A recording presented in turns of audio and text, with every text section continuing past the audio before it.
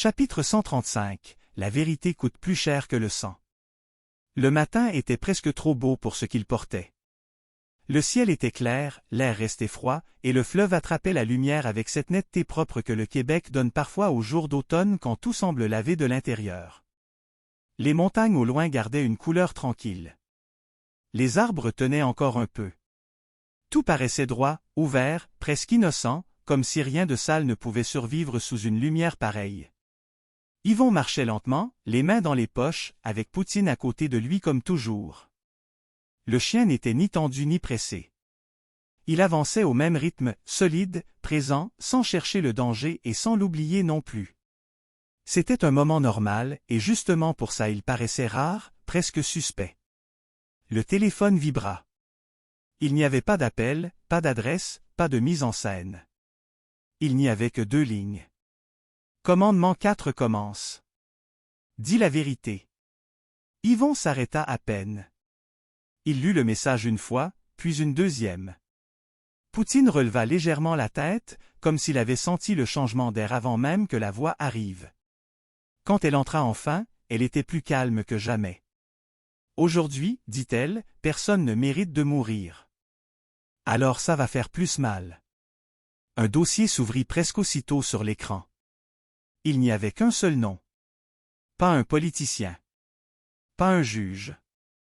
Pas un homme déjà pourri jusqu'à l'os. C'était un policier, un ancien partenaire d'Yvon, quelqu'un qu'il avait connu de près, quelqu'un de correct à sa manière, pas parfait, jamais parfait, mais correct.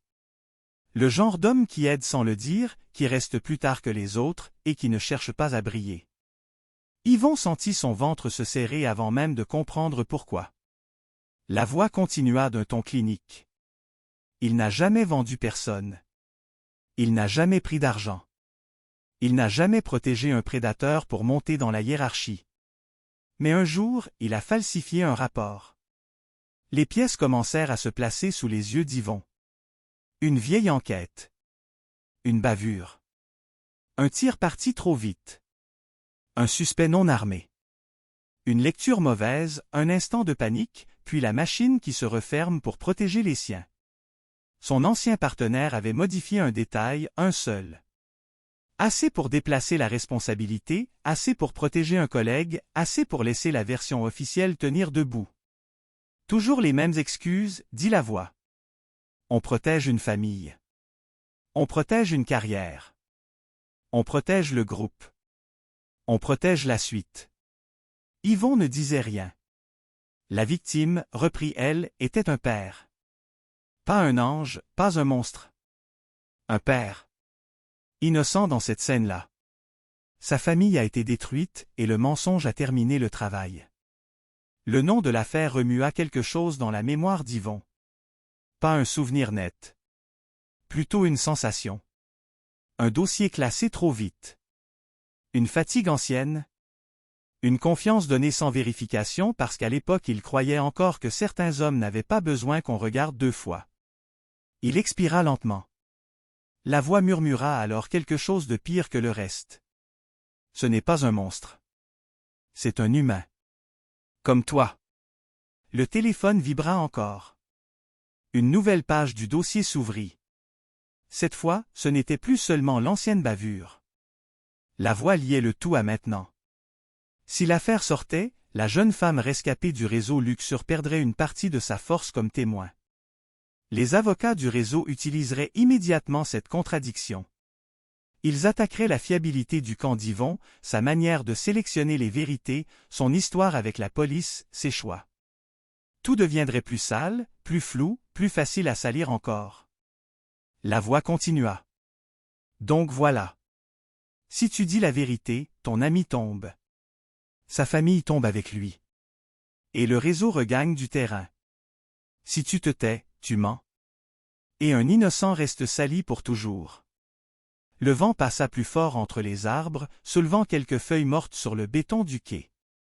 Même Poutine s'arrêta de marcher. Il regarda Yvon sans chercher à guider quoi que ce soit. Il était simplement là, attentif à une douleur qui ne passait pas par le corps. Choisis, dit la voix. Puis elle coupa. Yvon resta immobile un long moment. Il ne regardait plus le fleuve. Il ne regardait plus la ville. Il regardait un point devant lui sans rien voir, parce que cette fois il n'y avait pas de bonne sortie, pas de monstre commode à détester, pas de justice propre qui permet de dormir après. Il n'y avait que la vérité, nue, et le prix qu'elle prend quand elle décide enfin de passer. Poutine s'approcha et posa sa tête contre sa cuisse. Ce n'était pas un ordre. Ce n'était pas une réponse. C'était une présence. Yvon passa une main dans son cou, et quelque chose d'extrêmement simple remonta en lui. Le chien ne ment jamais. Il ne sait même pas comment faire. Il ne transforme pas la réalité pour que le résultat soit plus supportable. Il reste. Il sent. Il accepte ce qui est là. Même quand ça fait mal. Yvon ferma les yeux une seconde. Puis il sortit son téléphone. Il appela son ancien partenaire. L'homme répondit presque tout de suite, avec cette voix fatiguée des gens qui ont déjà mal avant même de savoir pourquoi. Yvon ne tourna pas autour longtemps. Il lui dit qu'il fallait qu'il se voie, pour vrai cette fois, et qu'il ne servirait à rien de mentir davantage. Le rendez-vous fut court à fixer. Quelques heures plus tard, ils étaient dans une salle vide du poste. Pas une salle d'interrogatoire. Pas un théâtre. Juste une pièce nue avec une table, 2 chaises, une vieille cafetière dans le coin, et la lumière sans pitié des endroits où les vérités administratives finissent par se déposer. Son ancien partenaire entra avec le visage déjà un peu cassé. Il en savait assez. Yvon ne l'attaqua pas. Il ne cherchait pas à l'humilier, encore moins à le détruire pour se sentir pur à côté. Il posa les dates, les pièces, le dossier, le contexte, et il dit la vérité comme on retire lentement une lame d'une plaie qu'on a laissée fermer trop tôt. L'autre homme l'écouta sans l'interrompre. Au début il essaya de tenir sa posture. Puis ses épaules tombèrent. Puis il pleura, pas de rage, pas de théâtre, seulement de honte. Il dit qu'il avait pensé bien faire. Il dit qu'il avait voulu éviter qu'une erreur détruise plusieurs vies d'un seul coup. Il dit qu'à ce moment-là il s'était raconté que sauver un vivant valait plus qu'honorer un mort.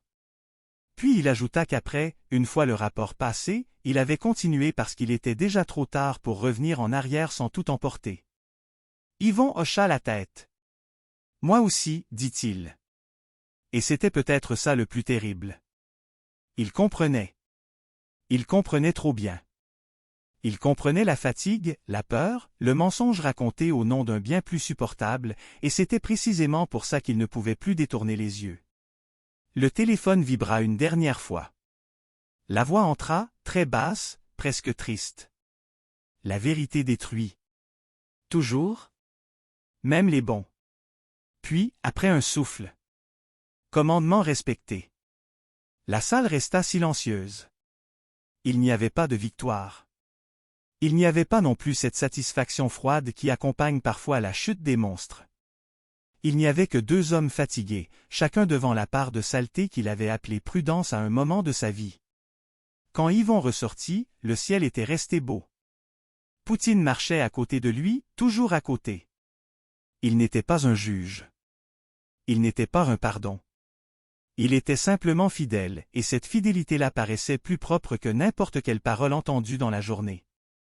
Yvon comprit alors quelque chose de pire que tous les tueurs. Les monstres sont faciles. Les monstres portent leur faute comme une odeur forte. On les voit venir, même quand ils se cachent bien. Les humains honnêtes, eux, font plus mal, parce qu'ils se trompent en croyant encore protégés, et que leurs erreurs tombent ensuite sur les autres avec tout le poids d'une bonne intention devenue mensonge. Et dans toute cette beauté froide, Yvon sentit pour la première fois ce que les commandements allaient vraiment lui coûter.